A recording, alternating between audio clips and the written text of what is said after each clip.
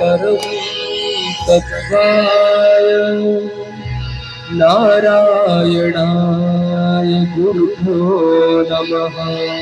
ॐ परम तत्वाय नारायणाय गुरुभ्यो नमः।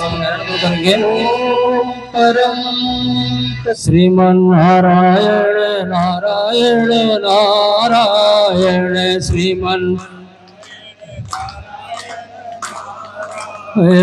श्रीमन्नारायण नारायण नारायण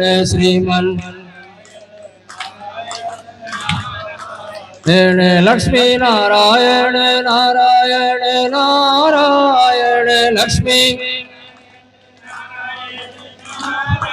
लक्ष्मी नारायण नारायण नारायण लक्ष्मी गुरुवर नारायण नारायण नारायण गुरुवर सद्गुरु नारायण नारायण नारायण सद्गुरु निखिल नारायण नारायण नारायण निखिल भगवती नारायण नारायण नारायण भगवती लक्ष्मी नारायण नारायण नारायण लक्ष्मी धर्म नारायण नारायण नारायण धर्म मंत्र नारायण नारायण नारायण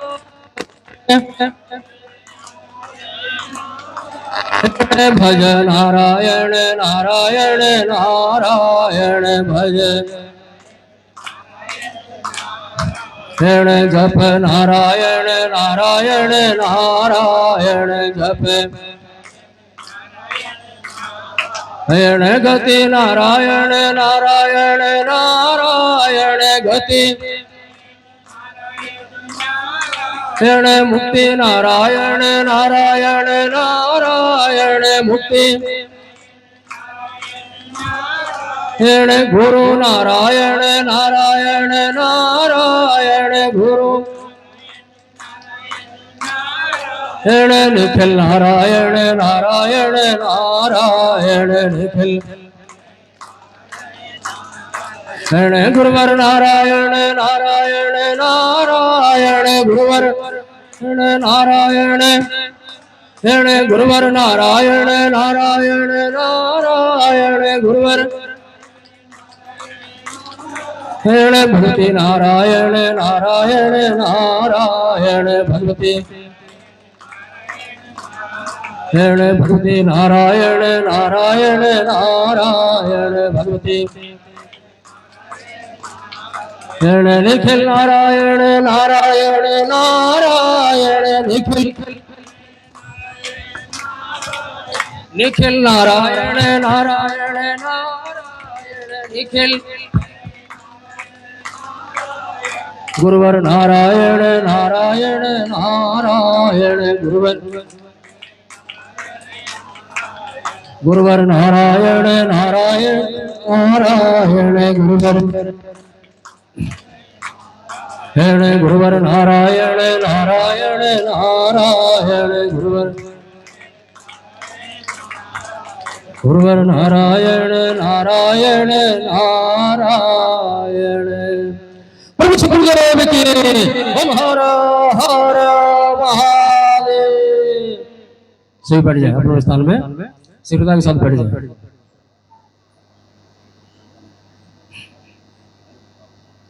कितना श्रेष्ठ समय है, हम कुछ समय पहले चर्चा कर रहे थे ना। नवरात्र का प्रथम दिवस है, दिव्यतम तपोभूमि है, जो विक्रम संवत 2021 का प्रारंभिक प्रथम दिवस है।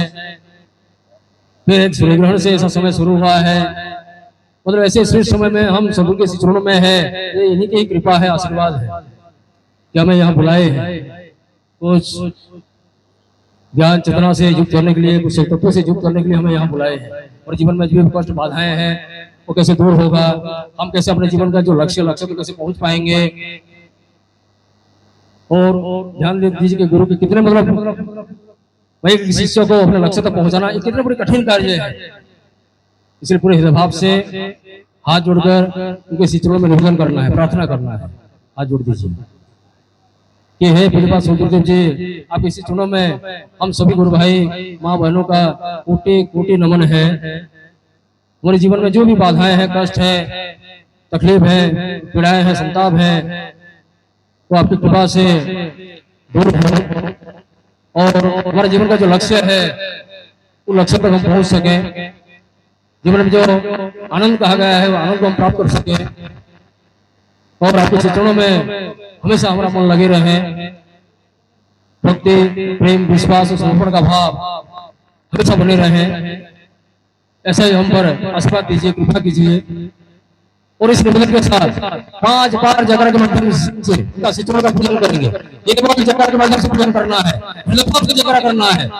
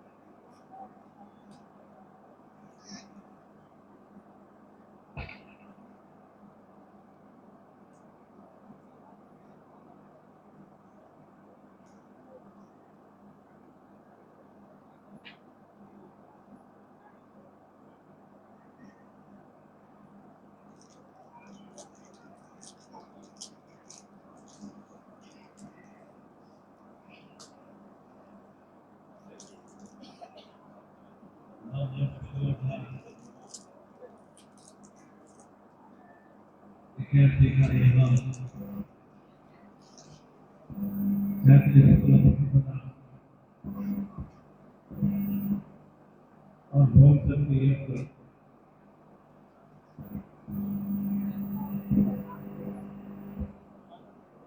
और सबके विभाग है सर्वश्रेष्ठ महानदी और महानदी के संगम का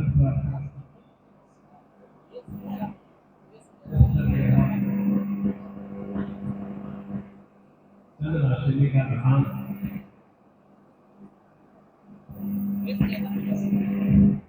और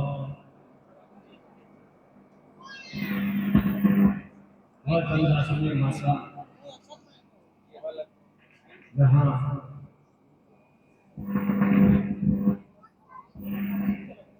माता पार्वती के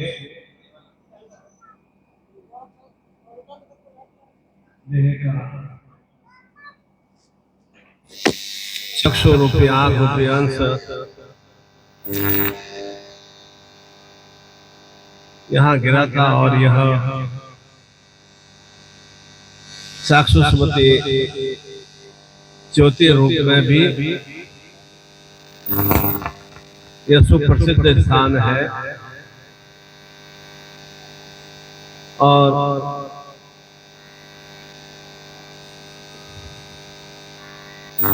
जिस तरह से पूरे छत्तीसगढ़ और उड़ीसा प्रांत में महामाया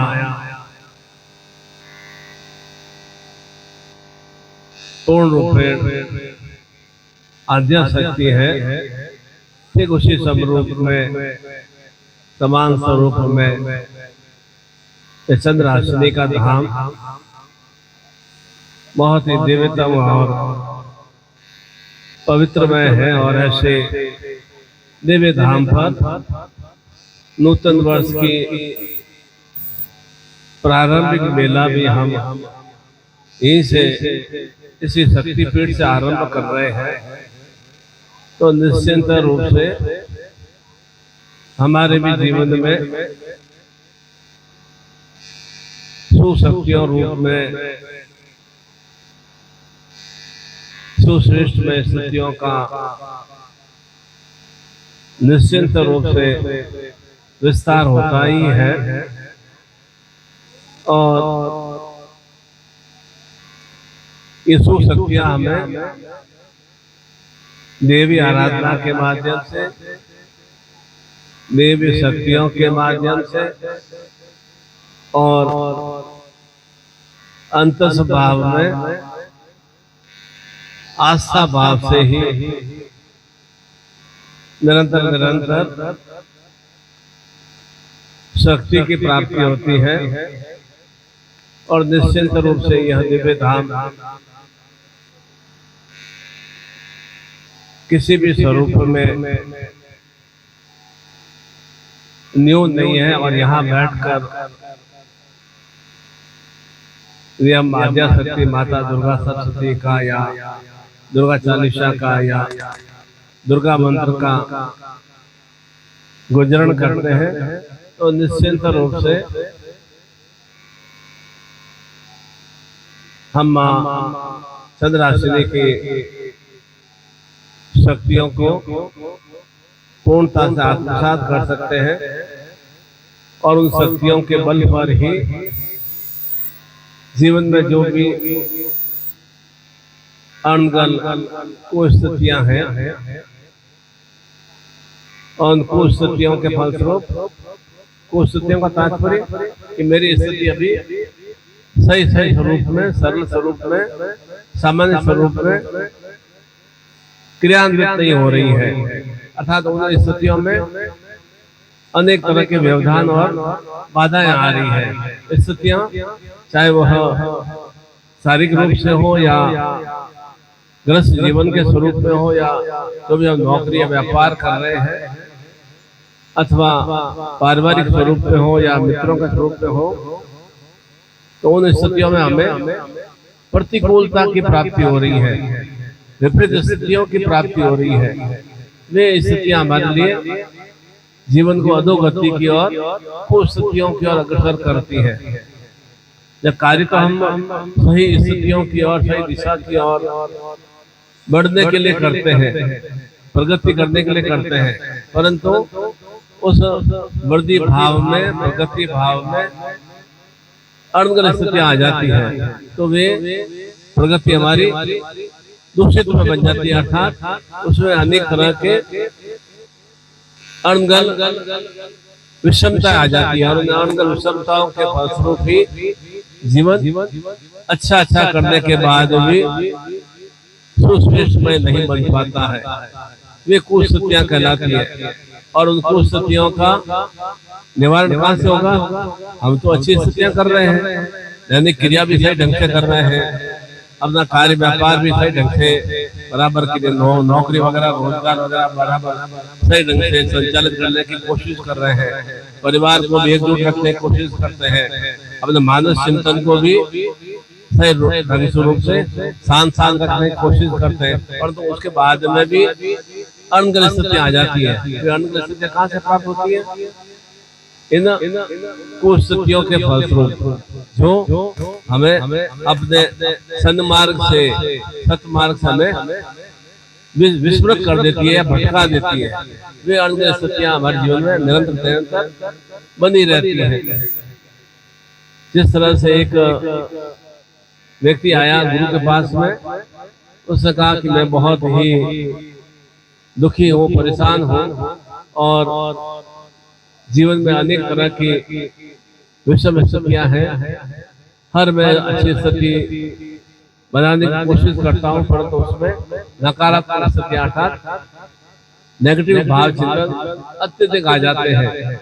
अच्छा बनने की कोशिश करता हूँ, अच्छे से कार्य संपन्न हो जाए, परंतु उसमें ऐसी मैली क्रियाएं या अनगल क्रियाएं या नकारात्मक क्रियाएं बढ़ती हो जाती है, जिससे कि जीवन से, परिवार से भी, अपने माता पिता से भी, पति पत्नी से भी, बच्चों से भी, अपने मित्रों से भी, अपने कार्य रोजगार से भी मैं बहुत ज्यादा दुखी हूँ।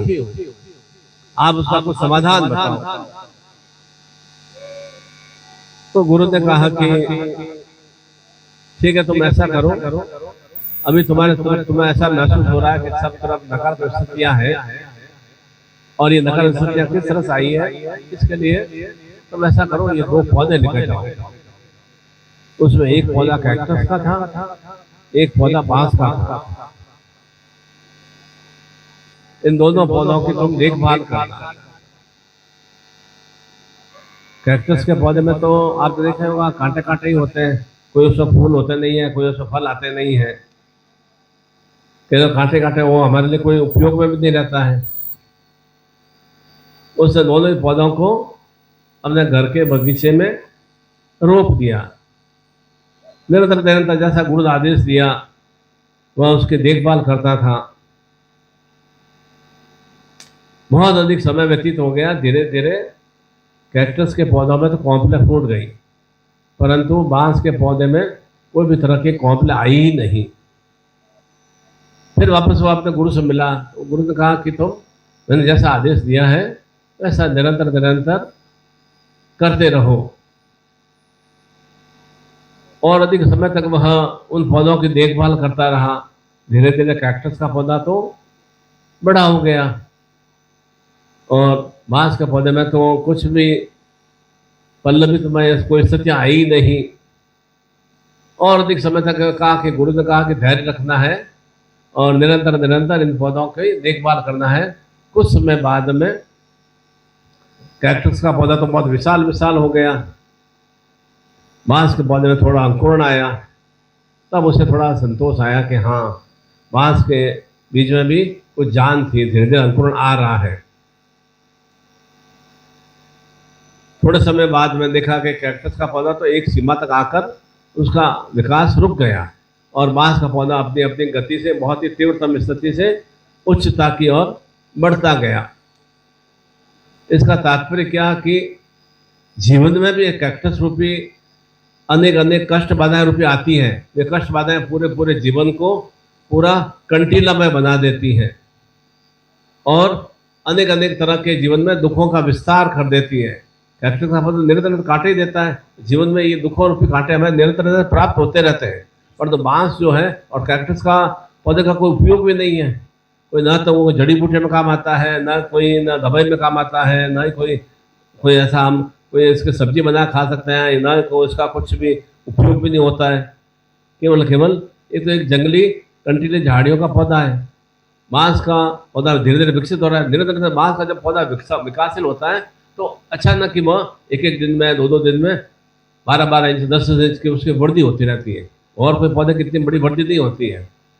ठीक उसी तरह से जीवन में भी ऐसा ही है। जीवन में भी दुख चिंता पाते हैं तो पूरा पूरा जीवन हमारा कांटों में बन जाता है। परंतु हम बराबर थोड़ा धैर्य रखते हैं तो हमारे जीवन में धैर्य रखने के माध्यम से इन कांटों को निकालने की बराबर क्रिया करते हैं। कहाँ से क्रिया होगी? आस्था भाव से, योग में क्रियाओं से। अपने मुझे मालूम है कि मैं अपने मेरे में इतनी क्षमता नहीं है कि मैं अपने जीवन के कांटों को अपने जीवन के दुखों को समाप्त कर सकूं। तो मुझे किसका सहारा लेना पड़ता है? अपने कुल देवता का, अपने देवी देवता का, अपने भगवान का, अपने गुरु का सहारा लेना पड़ता है जो हमें सन्मार्ग बताता है। उस सन्मार्ग पर निरंतर निरंतर क्रियाशील रहते हैं तो बांस के पौधे की तरह हमारा धीरे धीरे धीरे उत्तरोत्तर बहुत तेजी से विकास होने लगता है। वह केवल और केवल आस्था भाव से ही होता है। तब हम जीवन में एकदम सुश्रेष्ठ में सुवृद्धि को प्राप्त हो पाते हैं और उस सुवृद्धि के माध्यम से जो भी जीवन के ये तो कांटे दुख और सुख और ये तो लाभ और हानि तो बराबर साथ साथ चलते हैं। लक्ष्मी और अलक्ष्मी हमेशा साथ साथ चलती हैं। ऐसा नहीं जीवन में सुख सुख आएगा। ऐसा नहीं जीवन पूरा दुख भरा ही होता है। किसी का भी जीवन पूरा दुख भरा भी नहीं होता है कि संसार में सबसे ज़्यादा दुखी मैं ही हूँ, हतभागी मैं ही हूँ, बहुत ज़्यादा मैं दरिद्र हूँ, ऐसा कोई भी संसार में नहीं है। भगवान ने हमें किसी न किसी स्वरूप बनाया है तो बहुत ही अच्छा और चैतन्य रूप बनाया और अनेक अनेक सुखों को और भौतिक आध्यात्मिक पारिवारिक सभी तरह के सुखों को उपभोग के लिए भेजा है और वे सुख हमें प्राप्त भी होते हैं। परंतु क्यों हम दुख ज़्यादा विशाल विशाल लगते हैं? क्योंकि हम दुखों का सामना नहीं कर पाते हैं, हम उनका मुकाबला नहीं कर पाते हैं। दुखों को हटाने के लिए हमारे पृथ्वी में ताकत तो ऊर्जा तो है, शक्ति तो है पर उस शक्ति का हम सदुपयोग नहीं कर पाते, इसलिए हमारे दुख संताप कष्ट पीड़ा हमारी विशाल विशाल लगती है। बहुत हमें एक जहरीलामय लगता है, जिस तरह कैक्टस का पौधा जहरीलामय होता है ना, आग का पौधा की तरह उसका अंदर भी जहर होता है, तो वो हमें जहरीलामय लगता है कि हमारा जीवन बहुत ही जहरीला एकदम विषपूर्ण बन गया है। वास्तव में विषपूर्ण नहीं है, उस विष को समाप्त करने का चिंतन भाव हमें शक्ति से प्राप्त होता है, अपने देवी देवताओं से प्राप्त होता है, वो जीवन आस्था से प्राप्त होता है।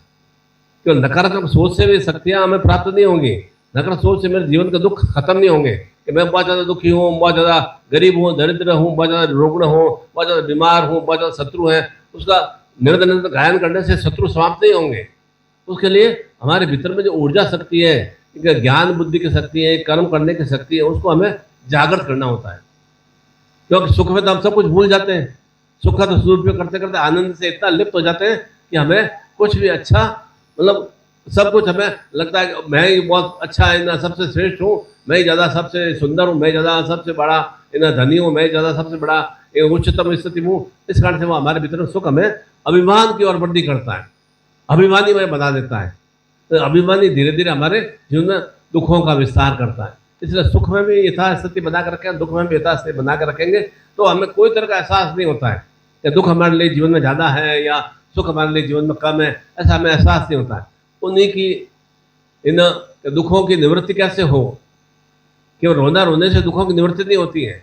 निरंतर निरंतर पत्नी को या पति को या बच्चों को गालियाँ देने से दुखों का समाप्ति नहीं हो जाता है कि मेरे बच्चे पढ़ नहीं रहे हैं, मेरे बच्चे कुसंस्कारगामी बन गए हैं, या पत्नी आज्ञा नहीं मानती है, पति ऐसा शराबे कबाब बन गया है। इस तरह गाली देने से दुख खत्म नहीं होता है।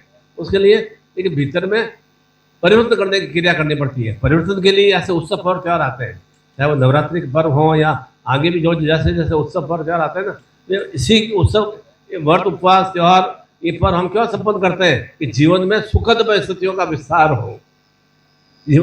उनको हम संपन्न करने के बाद चिंतन के माध्यम से जीवन की दुख परिस्थितियों की समाप्ति होती है। उन दुखों को समाप्त करने के लिए हम इस आद्या शक्ति माँ चंद्रहासिनी के धाम में विराजमान है। तो निश्चित रूप से यह रज और भूमि बहुत ही चैतन्यमय है ही। हजार हजार लाखों लाखों मतलब साधक भक्तगण यहाँ आते भी हैं और दर्शन करते हैं। तो वे कोई सभी तो मूर्ख है नहीं, आप भी आए तो कोई हेतु उद्देश्य से आए, ऐसा तो नहीं कि मतलब जो नहीं आए वे ज़्यादा समझदार हैं और आए वे ज़्यादा मूर्ख हैं, ऐसा कुछ भी नहीं। निश्चित रूप से आप में वो एक आस्था का एक समर्पण का भाव चिंतन है, उस समर्पण में और अधिक वृद्धि हो और साथ साथ में उसके साथ में योग में स्थितियों का विस्तार हो सके। जिस तरह से माँ चंद्रहासिनी भगवान शिव ने भी 12 साल, पार्वती ने 12 साल तपस्या किया था, भगवान शिव को प्राप्त किया। तो आखिर देवी देवताओं को भी तपस्या साधना करनी पड़ती है। तो हम तो एक सामान्य मनुष्य हैं और निरंतर हम भी बराबर एक अपने इष्ट के प्रति, अपने कुल देवता के प्रति, अपने सदगुरु के प्रति बराबर आस्था भाव बना कर रखते हैं। तो निश्चित रूप से हमारी आस्था का मतलब हमारी आशाओं में पूर्णता की प्राप्ति होती है। और नास्तिक भाव रखते हैं तो निरंतर जीवन हमारा नाशमय स्थितियों की ओर अग्रसर होता है, विनाशमय स्थितियों का अग्रसर होता है। होता क्या है कि हम थोड़े टाइम में हमारे अच्छी चीज़ मिल जाती है तब तो हम सब कुछ भूल जाते हैं, और जो थोड़ा समय खराब आता है तो सब कुछ हमें लगता है कि नहीं गुरु भी खराब है, भगवान भी खराब है, देवी देवता भी खराब है, ये सब चित्र फोटो मूर्ति पूजन सब ये क्या व्रत उपवास सब खराब है। क्योंकि भीतर में क्या नकारात्मक सोच है। एक नकारात्मक सोच का मतलब नाश वाली स्थितियों का भाव चिंतन है, और अधिक जीवन में हमारे नाश वाली स्थितियों का विस्तार होता है। तो नाश वाली स्थितियों को समाप्त करने के लिए निरंतर एक सम स्वरूप बना रहना चाहिए। रात्रि हो गई है तो भी वैसे वापस 8-10 घंटे बाद वापस दिवस आएगी, वापस प्रकाश में स्थिति आएगी, और वापस प्रकाश में स्थिति आएगी तो वापस 10-12 घंटे बाद में वापस रात्रि आएगी। तो हमें समय बना के रखना चाहिए। तो निरंतर जीवन में एक सुवृद्धि को प्राप्त होते हैं। तब हमारे जीवन में आरोग्यता की स्थिति, संतान सुख की लक्ष्मी की स्थिति, भूभवन की लक्ष्मी की स्थिति, सौभाग्य की स्थिति, अर्थात कार्य रोजगार व्यापार के स्थितियों में अनेक स्वरूपों में हमें सुधार में स्थिति आती है, श्रेष्ठ में स्थितियों की वृद्धि होती है। देखा है सब कुछ श्रेष्ठ में बन जाता है। ये छोटा सा बच्चा है, 5 साल का बच्चा एकदम अच्छा है, माता पिता है 25 साल हो जाए, अच्छी नौकरी व्यवसाय हो जाए, अच्छा उसको हैदराबाद में या बॉम्बे में उसको अच्छा जॉब मिल जाए, पॉसिबल नहीं है।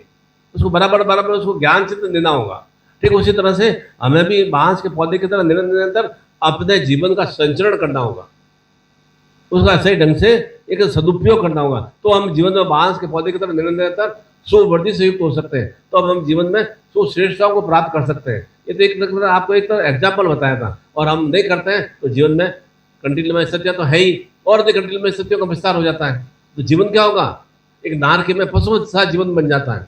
पशुवत जीवन तो फिर ठीक है, जीवन को शरीर को चला रहे हैं, किसी तरह से चल रहा है, बीमार हो गए दवा ले लिया, फिर वापस खाना पकड़ लिया, फिर वापस ठीक हो गए, फिर थोड़ा सा काम कर लिया, फिर खाना पीना कर लिया, फिर वापस और बड़े हो गए, फिर और धीरे धीरे जर्जर अवस्था आ गई, रुग्ण अवस्था आ गई, चलने फिरने में दिखने में दृष्टि कम हो गई, चलने में ताकत कम हो गई, जॉइंट्स पेन होने लगे, धीरे धीरे शरीर को बैठने लग गया, और धीरे धीरे क्या है, ये मृत्यु अवस्था है। ये मृत्यु अवस्था क्यों है कि भीतर में नकारात्मक सोच है। नकारात्मक सोच को समाप्त करने का ये पर्व त्योहार है, ये नवरात्रि के शैलपुत्री ब्रह्मचारी चंद्र घंटे कुष्मांड, ये सब जो भी अंतस्भाव में नकारात्मक सोच चिंतन है उसको समाप्त करने के दिवस है। ये कोई सामान्य सी नवरात्रि नहीं है। निश्चित रूप से वर्ष में 4 नवरात्रि क्यों संपन्न की जाती है कि निरंतर हम शक्तियों से युक्त हों। बिना शक्ति के तो शक्ति तो भीतर में है, पर तो शक्ति क्या है, नकारात्मक स्थितियों का हम अग्रसर कर रही है। शक्ति में आपको कोई कमी नहीं है, उस शक्ति का हम सही रूप से सदुपयोग नहीं कर पा रहे हैं। बुद्धि है परंतु बुद्धि को समय पर जागृत नहीं कर पा रहे हैं। चेतना भी है परंतु निरंतर बस एक निश्चेतना में नशे में पड़े रहते हैं। नशा का मतलब कि बस ठीक है, जीवन चल रहा है ना, खाना पीना मिल रहा है, खेती साल में 2 बार फसल हो जाती है धान की, खाना मिल रहा है, बच्चे पैदा कर दिए, बस हम और क्या जीवन चलाना है। रोज सुबह शाम इधर उधर हताई कर दिया, थोड़ा बहुत नशा पत्ता कर लिया, खा पी लिया, सो गए, बस वो जीवन को अपने इस दिशा की ओर ही अग्रसर किया, और जीवन में कुछ भी परिवर्तन करने वाला भाव चिंतन नहीं है। क्योंकि परिवर्तन करने के लिए थोड़ा मानस चिंतन को, थोड़ा एक चेतना को, थोड़ा कर्म भाव को परिवर्तित करना पड़ता है, तब जीवन में थोड़ा सुपरिवर्तन वाली स्थिति आती है। वह हमारे भीतर से होता नहीं है।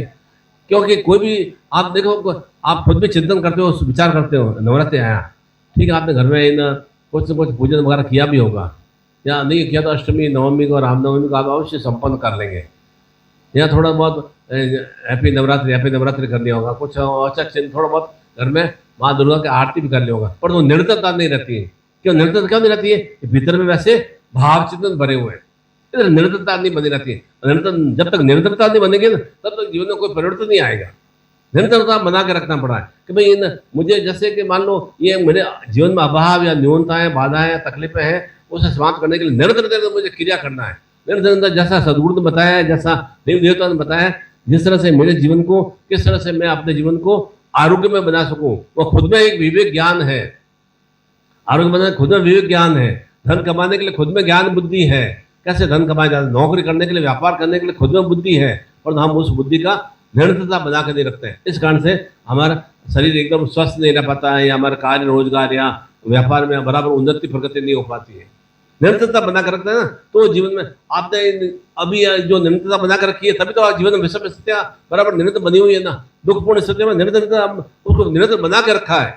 आलस्य प्रमाद, अनगल खान पान, अनगल बातचीत, अनगल वार्तालाप, अनगल क्रियाएं, वे बराबर करते जा रहे हैं। इस कारण से निरंतर हमें क्या मिल रहा है? दुख और कष्ट पीड़ा मिल रही है। उसको विपरीत स्थिति में करेंगे तो जीवन में कुछ सुश्रेष्ठ में परिवर्तन आएगा। ऐसा ही एक भक्त गया भगवान बुद्ध के पास में कि मेरे पास में बहुत ज्यादा बहुत परेशान व्यतीत हूँ, मेरे पास बहुत प्रश्न है, आपको मेरे प्रश्नों का उत्तर देना होगा। गुरु के पास जाते हैं या शाश्वत व्यक्ति के पास जाते हैं, विद्वान के पास जाते हैं, तो थोड़ा दबंगता से बोलते भी ना कि मुझे सब प्रश्नों का उत्तर चाहिए। भगवान बुद्ध ने कहा कि मैं सब तुम्हारे प्रश्नों का उत्तर दूंगा, जरूर दूंगा तुम्हारे प्रश्नों का उत्तर, पर तुम्हें मेरे एक काम करना होगा। तुम काम क्या करते हो? मैं अपनी दुकान चलाता हूँ। और क्या करते हो? बच्चे कितने? 3 बच्चे हैं मेरे, ठीक है। और घर मेरा घर का मतलब मैं खुद मालिक हूँ, घर बना हुआ है, मेरे किराए का मकान नहीं है, ठीक है। तो बुद्ध ने कहा कि मेरा एक काम तुम्हें करना है कि निरंतर तुम्हें अपने दुकान की तरफ ध्यान देना है और परिवार को ध्यान देना है, और बाकी टाइम में तुम्हें मौन व्रत धारण करके रहना है। दुकान पर बराबर काम करना है, 10-12 घंटे 15 घंटे, जो भी दुकान सुबह 8 बजे खोलना है, रात को 8 9 बजे बंद किया है, 12-13 घंटे खोल नहीं रखना है।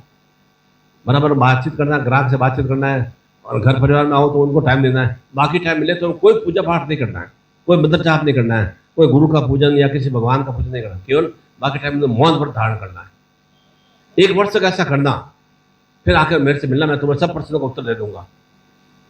उसने कहा ये तो बहुत इजी बात है, सबका काम तो मुझे करना ही है, नौकरी व्यापार तो मुझे करना ही है, परिवार को भी चलाना है, उसके लिए तो बुद्ध भगवान ने मना किया भी नहीं है। उनके साथ बातचीत भी करना है, सब क्रिया भी मुझे करनी है, दुकान में भी सब क्रिया मुझे करनी है, बाकी टाइम में मुझे बहुत व्रत धारण करना है। नहीं, जरूर आज से ही मैं यह शुरुआत करता हूँ। धीरे धीरे उसने प्रयास किया, धीरे धीरे रोज आधा घंटा, 2 घंटा, 3 घंटा इस तरह से उसका अभ्यास करते करते उसने अपना अभ्यास को बढ़ा दिया। शुरुआत में 10 मिनट किया, फिर आधा घंटा करने लगा, महीने भर बाद में, फिर 2 महीने बाद में 1 घंटा करने लगा, फिर 2-3 महीने बाद में, 4 महीने बाद में उसने और अंदर एक प्रयास किया, मौन व्रत धारण किया। सब अपनी ड्यूटी 10-11 बजे सब परिवार में सो गए, बस अब मौन व्रत धारण किया। कोई भी किसी तरह से सुबह उठने तक किसी से बातचीत नहीं करना, चाहे कुछ भी ऐसा कुछ करना ही नहीं है। मौन व्रत धारण करके वह निरंतर उसका अभ्यास किया। साल भर बाद में वो गया आगे। तो मैंने सालों पहले आपसे मिला था और मैंने कहा था मेरे साथ बहुत सारे प्रश्न हैं, मुझे आपको जवाब देना है। अब तो भगवान बुद्ध ने कहा अब तुम प्रश्न पूछो, मैं जवाब दे दूंगा। अब मेरे सब प्रश्न खत्म हो गए, मेरा अब कोई जीवन में प्रश्न नहीं रहा, कोई मेरा क्वेश्चन ही नहीं रहा, सब प्रश्न मेरे खत्म हो गए। मैंने मौन व्रत धारण किया तो मुझे स्वतः ही अंतर्भाव में उन प्रश्नों का उत्तर प्राप्त हो गया। जीवन में भी ऐसा ही है, निरंतर जितना हम अपने आप में भीतर उतरने की क्रिया करते हैं, भीतर उतरने की क्रिया के लिए मौन व्रत को धारण करना पड़ता है। थोड़ा प्रयास तो करें, कोशिश करें। आधा घंटा तो मौन व्रत धारण कर सकते हो ना, कोई भी टाइम में, जैसे 9 बजे या 10 बजे। 10 बजे आप बोल दो पत्नी को, बच्चों को 10 से 10:30 मिनट से बात मत करना, 10:30 बात करना। आधे घंटे तक पूजा स्थान बैठ रहो, नहीं हुआ तो एकदम शांत बैठ रहो, कुछ किताब वगैरह नहीं पढ़ना, कुछ मोबाइल में टक टक टक टक कुछ नहीं करना है ना, ऐसा कुछ करना नहीं है। मौन व्रत धारण किया हुआ मोबाइल में टक टक कर रहा है, ध्यान से कहाँ जा रहा है। आधा घंटा करो, फिर थोड़ा प्रयास करो, खुद ही आपको मालूम पड़ जाएगा कि जीवन में मेरे कितनी कमियां थी। मैं स्वतः ही मेरे उस मौन व्रत के माध्यम से मुझे उसका समाधान भी प्राप्त हो रहा है, और समाधान के माध्यम से मैं जीवन को और अधिक उच्चतम में श्रेष्ठ में स्थितियों का अग्रसर कर रहा हूँ। ये सबसे बड़ा आपके पास में एक साधना का भाव चिंतन है, थोड़ा प्रयास करना पड़ेगा। पर वही तो एक चिंतन आता है ना कि मतलब थोड़ा सा कुछ भी कह देता है तो एक शब्द कहता है तो आप कहते हैं 25 शब्द निकाल देते हो ना। कैसे? मुझे तो एक किसी ने गाली दिया, मैं तो 10 गाली सुना के आ गया। बहुत अच्छा थोड़ी किया कोई, आपने अपनी तो तारीफ कर दी कि मुझे एक शब्द कहा, मैंने तो 10 गाली सुना के आ गया, बहुत अच्छा कहा। मैं तो तुरंत जवाब देता हूँ, मैं तो चट एकदम तुरंत जवाब देता हूँ, बस मैं तो किसी मन के अंदर रखता ही नहीं हूँ। अर्थात मन के अंदर क्या भरा हुआ है? मन के अंदर गाली गलौज भरा हुआ है। मैंने एक गाली दी, आप 10 गाली दे दिया, मन में क्या भरा? आप 10 गुना आपके भीतर गाली भरी हुई है। ये चिंतन करते कि गाली देने से क्या हुआ, क्या उसने गाली दिया, ठीक है, गाली कौन से मेरे शरीर पे लगी है, कर दो, गाली देने दो ना। कितनी बार आलोचना करेगा? 4 बार करेगा, 6 बार करेगा, 8 बार करेगा, सत्य बंद हो जाएगा। अरे यार इसके ऊपर तो गालियों का प्रभाव ही नहीं पड़ रहा है, छोड़ दो। तो वो ऐसी क्रिया करो, उसकी तरफ चिंतन ध्यान नहीं देना। तो जो ही जीवन में हम मौन व्रत धारण करते हैं ना, तो स्वतः ही हमें जीवन में अपने उत्तरों प्रश्नों का उत्तर मालूम पड़ना शुरू हो जाता है कि मेरे जीवन में क्या क्या न्यूनताएं हैं। स्वतः जो मौन व्रत धारण करोगे ना आप, तो जो धीरे धीरे आप अंतर्भाव में आएगा कि मेरे जीवन में तो दुख कष्ट पीड़ाएं इतनी क्यों आ रही है, मेरे रोग शरीर क्यों बनता जा रहा है, इतने मेरे शत्रु क्यों बढ़ते जा रहे हैं। धीरे धीरे मालूम पड़ेगा कि ये सब शत्रु तो स्थायी रूप से है नहीं, स्थायी रूप से शत्रु है नहीं कोई, सब ये तो शत्रु है, ठीक है, आप तो क्रिया कर रहे हैं, मुझे अपनी क्रिया करना है। तो स्वतः ही धीरे धीरे शत्रुता भाव समाप्त हो जाएगा। धीरे धीरे लगेगा कि अरे मैं इतना एकदम दिमाग खराब कर रहा हूँ, अपना परेशान परिवार के लिए खराब कर रहा हूँ, मैं तो अपनी नित्य क्रिया तो कर ही रहा हूँ, कर्तव्य की पूर्णता तो कर ही रहा हूँ। अब ये पत्नी की डिमांड बढ़ती रहेगी, पति की डिमांड बढ़ती रहेगी, बच्चों की डिमांड बढ़ती रहेगी, मैं ठीक है अपना कर्तव्य पूरा कर रहा हूँ, मेरा जितना एक लिमिटेड होगा, जितना दायरा होता है तो मैं कार्य कर ही रहा हूँ। तो स्वतः ही आपको अपने अनेक प्रश्नों के उत्तर प्राप्त हो जाएंगे। इसलिए जीवन में एक मौन व्रत को आत्मसात करने का अर्थात अपने अंतर्भाव में उतरने की क्रिया करना, वह एक साधनात्मक भाव चिंतन है। उस साधना के बल से आप सामने वाले को एक तरह से सम्मोहित कर सकते हैं, अपने अनुसार उसको क्रियान्वित कर सकते हैं। ये मतलब मौन व्रत धारण करने के माध्यम से ये हमें अच्छी स्थितियों की प्राप्ति होती है। और भीतर में जो भी इतना उमड़ उमड़ बातों में चलते, आप बैठे यहाँ पर है, पर तो दिमाग में अन्य अनेक तरह के विचार तो आ रहे हैं ना कि गुरु जी से ये प्रश्न पूछना है, मिलेंगे तब ये बात करना है, ये करना है, ये वो करना है, फिर ये प्रश्न पूछूंगा, फिर मैं गुरु जी जो बताएंगे उसको बताने के बाद मैं और पास वाले को आके पूछूंगा गुरु जी ने ये लिख के दिया है, अब करूँ या नहीं करूँ। क्यों? खुद का दिमाग तो काम में लेना ही नहीं है, ये तो अपने निश्चय किया हुआ रहता है, खुद का दिमाग काम नहीं लेंगे। गुरु जी ने बता दिया, उसके बाद में दूसरा पूछेंगे गुरु जी ने ये लिखा दिया, अरे छोड़ो ना यार, क्या है, कुछ नहीं, पहले भी क्या, अगले साल देख लेना, अगले साल वापस आएगी नवरात्रि तब देख लेना, अभी क्या है, तो थोड़ा दौक लगा के चले जाओ, बस थोड़ा सा वहाँ कोई भी ना वो लगा हुआ अंग्रेजी वस्त्र किया खड़ा करके निकल जाओ, उससे माँ चंद्र राशि में प्रसिद्ध थोड़ी हो जाएगी, कोई वरदान थोड़ी दे देगी आपको, कुछ नहीं होने का। ऐसे तो करोड़ों साधक लोग हैं, ऐसे भक्त लोग जगह जगह आते हैं, कौन से भगवान की देखभाल करता है कोई? अंतस भाव में भगवान को कितना उतारने की क्रिया के, अंतस भाव में कुल देवता को, गुरु को उतारने की कितनी क्रिया की, उसके माध्यम से तब आपका तारतम्य जुड़ा होता है। आध्यात्मिक शक्ति से हो, चाहे देवी देवता से हो, चाहे गुरु से हो, चाहे कुल देवता से हो, तब आपका तारतम्य जुड़ा होता है। वो जुड़ाव जब तक पैदा नहीं करेंगे तब तक जीवन में कुछ नहीं। आप अलग, गुरु अलग, आप अलग, देवी देवता अलग, आप अलग, कुल देवता अलग। और उसमें कभी एकदम योग वाले सत्य नहीं है। जब योग वाले सत्य नहीं आएंगे तो जिस तरह से अभी विषम स्थितियां चल रही और अधिक विषमताओं का विस्तार होगा। उसे समाप्त करने के लिए चंद्र राशि ने धाम में विशेष रूप से सर्वप्रथम मैंने क्या बताया, बिना शक्ति कुछ नहीं होता है। आत्मशक्ति आवश्यक है, मानसिक शक्ति आवश्यक है, बुद्धि की, ज्ञान की शक्ति आवश्यक है, अंत शक्ति आवश्यक, ये शक्ति आवश्यक है। आपका विल पावर बहुत विरोध कमजोर है, शरीर से बड़े बलिष्ठ हैं आप, पर विल पावर बहुत कमजोर है।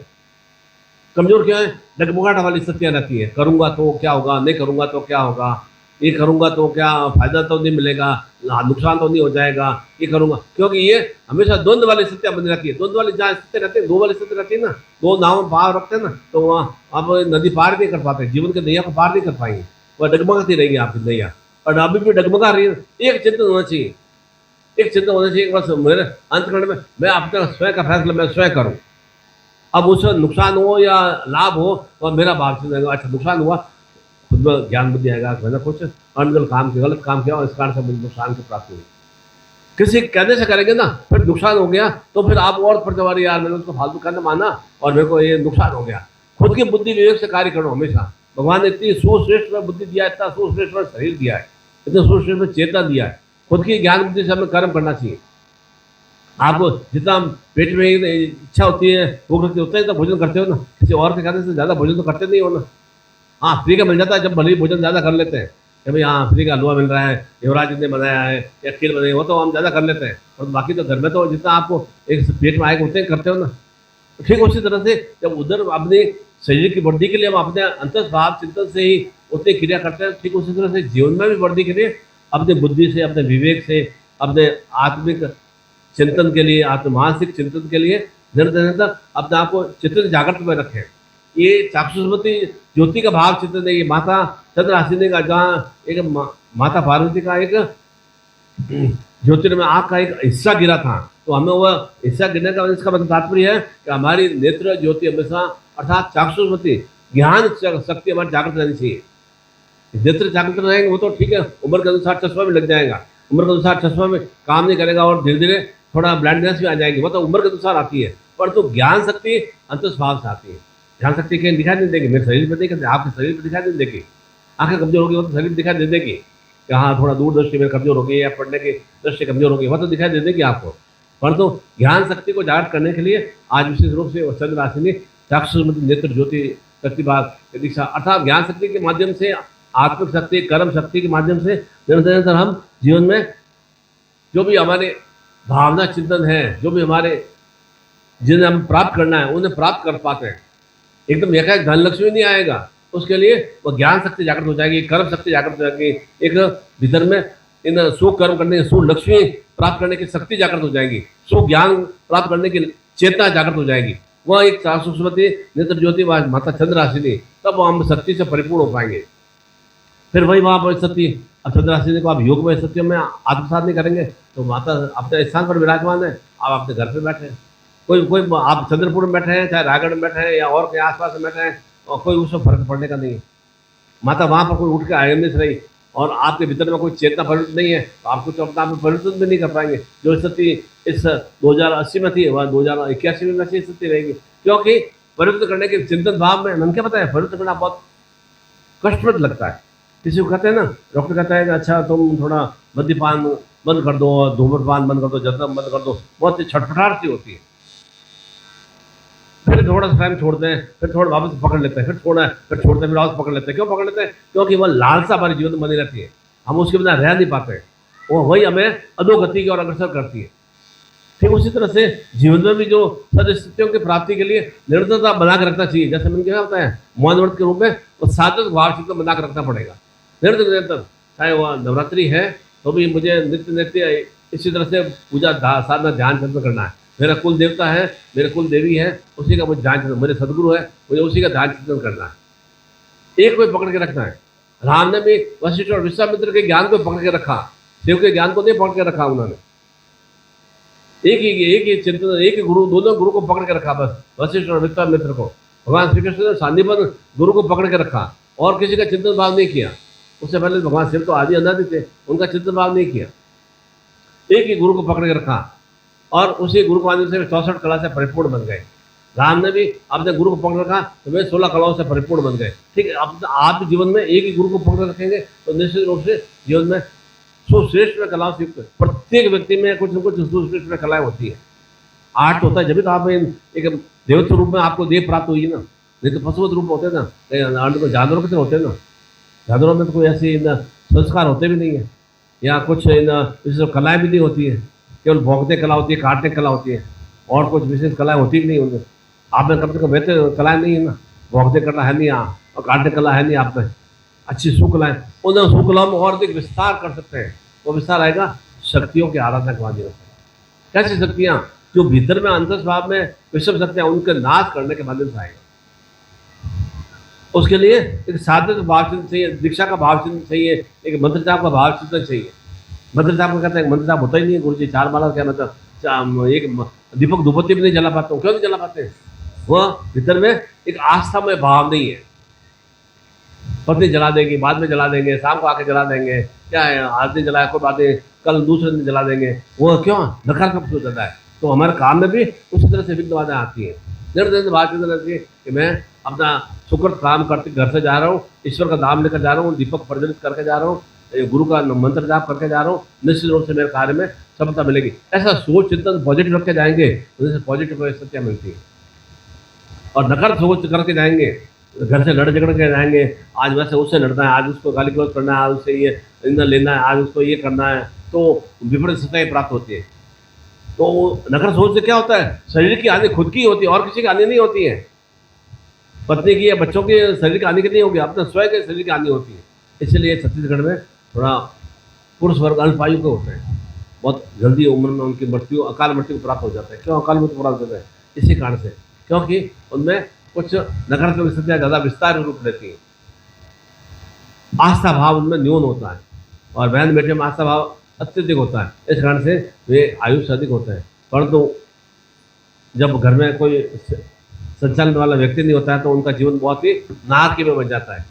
तो इसलिए अपने परिवार के नारकी में स्थितियों के निवारण के लिए ऐसी स्थितियाँ, अकाल मृत्यु वाली स्थितियाँ परिवार में आई नहीं, तो हमें वह चंद्र राशि शक्तिपात की दीक्षा और जीवन में वह नूतन वर्ष, वहाँ आद्य शक्ति का पर्व है, 9 दिवसों का पर्व है। तो ये संकल्प लें कि मुझे जीवन में हर रूप में जो सड़ी गली स्थितियाँ हैं उनमें परिवर्तन करना है और जीवन को एक नूतन में सुश्रेष्ठ बनाना है। नूतन में का मतलब ये नहीं कि आप कोई अब 40 साल का नहीं, आप 15 साल को हो जाएंगे या 20 साल को हो जाएंगे, वह नूतन बात नहीं है कि मैं निरंतर बराबर सुख कर्म करता रहूँ, सुख क्रिया करता रहूँ। उससे मुझे क्या होगा? अच्छे कर्म करने से क्या होता है? अच्छी चीज़ की प्राप्ति होती है। भोजन अच्छा ग्रहण करेंगे, पाच्य भोजन, सुपाच्य भोजन ग्रहण करेंगे तो क्या होगा? शरीर में एक ऊर्जा की अच्छी बढ़ती होगी। और अनगल भोजन करेंगे, अपाच्य भोजन करेंगे, मद्यपान या जर्दा तंबाकू या अनगल चीज़ें खाएंगे। गवर्नमेंट के भी आंकड़ा है कि 43% लोग छत्तीसगढ़ में शराबी हैं, 100 में से 45 लोग शराबी हैं। ये गवर्नमेंट का आंकड़ा है। सबसे ज़्यादा शराब यहाँ बिकती है, छोटा सा प्रदेश है, हिंदुस्तान में इतनी ज़्यादा शराब सबसे ज़्यादा खपत यहाँ पर होती है। कच्ची दारू और देसी दारू, इंग्लिश दारू की खपत क्या होती है? तो इस कारण से ये मैंने क्या बताया, अल्पायु का कारण होने का प्रमुख कारण भी यही है। अब ये जीवन भगवान ने दिया है, अल्पायु में खत्म करना है तो आपका चिंतित भाव है और ये चाहेंगे नहीं मुझे तो 27 जीवन में बनना है और आरोग्य में रहना है, जीवन निरंतर कर्मशील बना रहा हूँ और जीवन में जो कामना इच्छाएं वे परिपूर्ण हो सकें। तो आपको एक अपने गुरु के प्रति, अपने माता चंद्र राशि के प्रति एक आस्था भाव रखना पड़ेगा और उसको अपने जीवन में उतारने की क्रिया करनी पड़ेगी।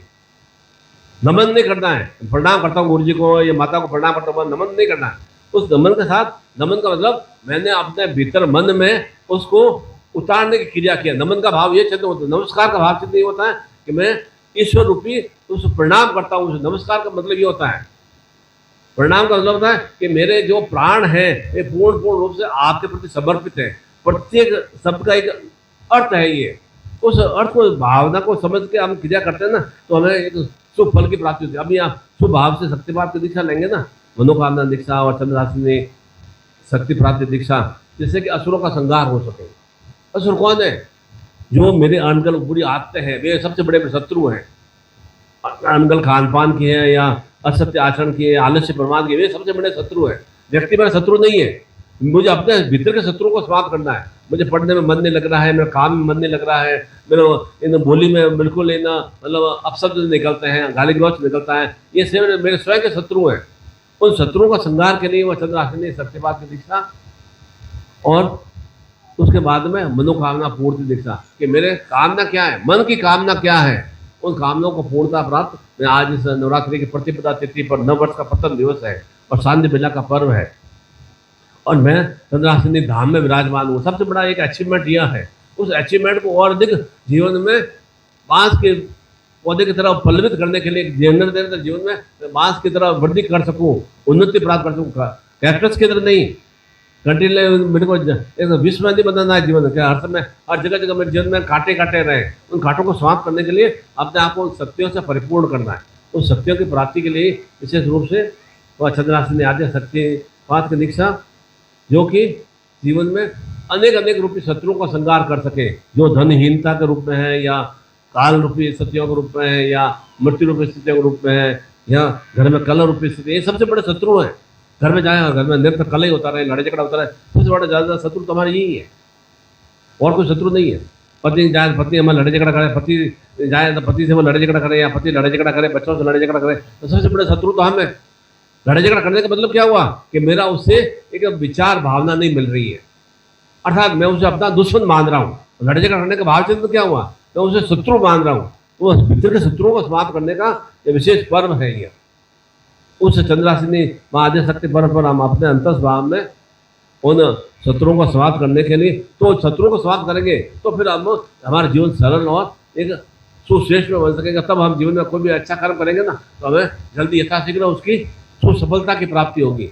फिर हमारी जो भी हम कामना करेंगे, कामना कोई बहुत बड़ी बड़ी कामना नहीं है, ऐसा कामना नहीं है कि हो मैं पूरा भारत मेरा इन पूरी जमीन, भारत की जमीन मेरे अधिकरण में आ जाए, पूरा मैं बस पूरे भारत में जितना भी पूंजीपति है सब मेरे इन पोजिशन में आ जाए, मेरे वशीकरण में आ जाए, वैसा भावना नहीं है।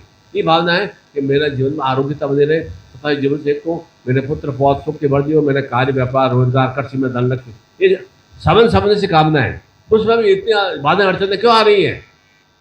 क्योंकि जीवन में अनेक अनेक कैक्टस रूपी कांटे बने हुए हैं। उन कैक्टस रूपी कांटों को साधक रूप से ही समाप्त कर सकते हैं और किसी तरह समाप्त नहीं कर सकते। लड़ाई झगड़े समाप्त नहीं होंगे, कितने शत्रुओं को समाप्त करोगे?